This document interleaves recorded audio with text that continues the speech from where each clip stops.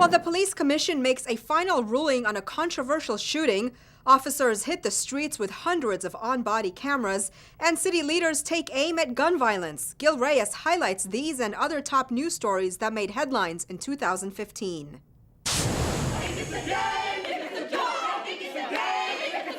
The public continued to express outrage over perceived police brutality and racial profiling, tensions reaching a boiling point at this police commission meeting in June.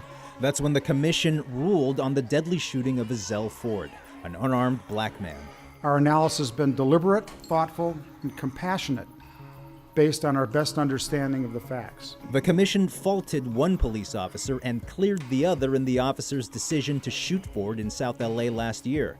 Officers say they shot him when Ford reached for one of their guns, but Ford's mother says he suffered from mental illness and may not have understood their commands. They killed them. They got mad. They got angry. Ezell did not understand. Ezell had the thought process of an 8 or a 10-year-old. He was a baby. He was my babe. However, the LAPD's own investigation cleared both officers of wrongdoing, and they remain on the job. If these videos will not be shown to the public, how do we know what really happened, who did what? More anger from the public, this time over new LAPD on-body cameras. The department rolled out 860 cameras to officers in downtown, South LA, and North Hills in September to improve investigations and transparency. But to the objection of civil rights groups, footage generally won't be released to the public. Police explained why. That's just not a video. It could be an interview of you as the victim of a crime or somebody who witnessed what happened. We don't disclose that for a number of reasons, including protecting your privacy. Video will only be released if it's cleared by the courts and the chief of police.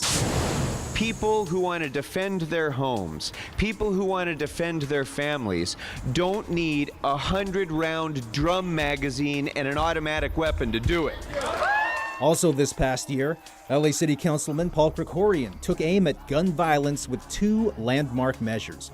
The first bans the possession of high-capacity magazines within city limits. Krikorian also introduced a second measure that would require safe storage or trigger locks for firearms in the home.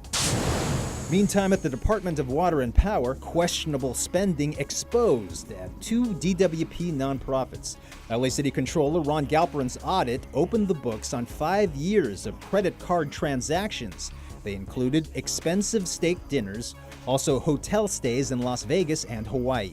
$421,000 plus that was used for conference registration fees, airfares, automobile expenses, lodging.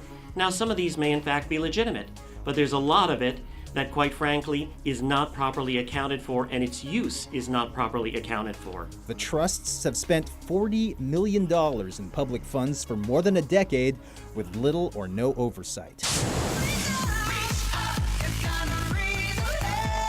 And Los Angeles beamed with pride when the Special Olympics World Games took place.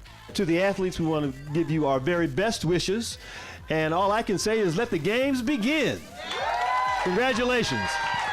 The Flame of Hope made its way through Exposition Park, Lakeview Terrace, Koreatown, and Studio City. Special Olympians carried the torch alongside peace officers from around the world. And those are just some of your top headlines for 2015. For LA This Week, I'm Gil Reyes.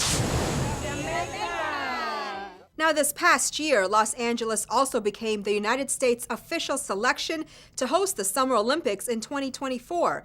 Paris, Rome, and Budapest are also in the running as host cities for the Games.